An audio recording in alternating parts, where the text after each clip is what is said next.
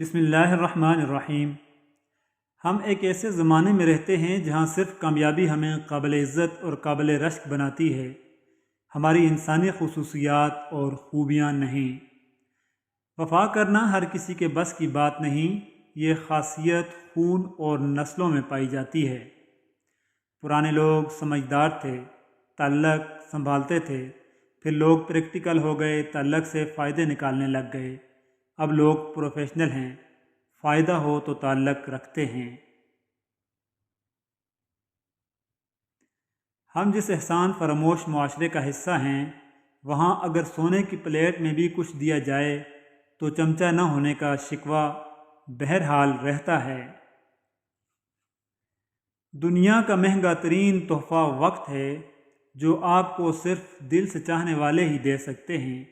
کم ظرف لوگوں کے پاس تو جواب دینے کا وقت بھی نہیں ہوتا۔ تربیت اور پالنے میں زمین و آسمان کا فرق ہوتا ہے۔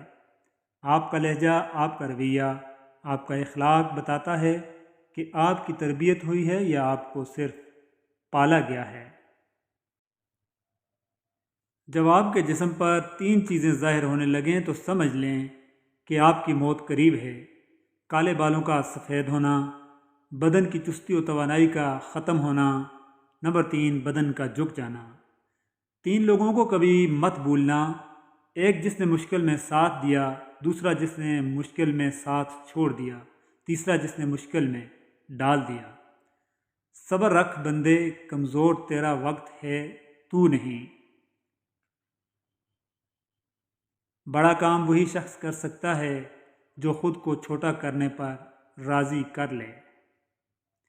ہمت مت ہارو، کیونکہ پہاڑ سے نکلنے والی نہروں نے آج تک راستے میں کسی سے نہیں پوچھا سمندر کتنا دور ہے۔ عقیدوں اور نظریات سے محبت نہیں ہو سکتی، محبت انسان سے ہوتی ہے، اور اگر پیغمبر علیہ السلام سے محبت نہ ہو تو خدا سے محبت یا اسلام سے محبت نہ ہو۔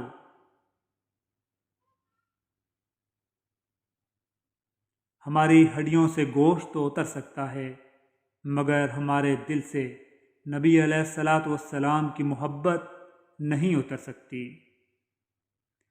اچھی صورت دل کو متاثر کرتی ہے، جبکہ اچھی سیرت روح کو متاثر کرتی ہے۔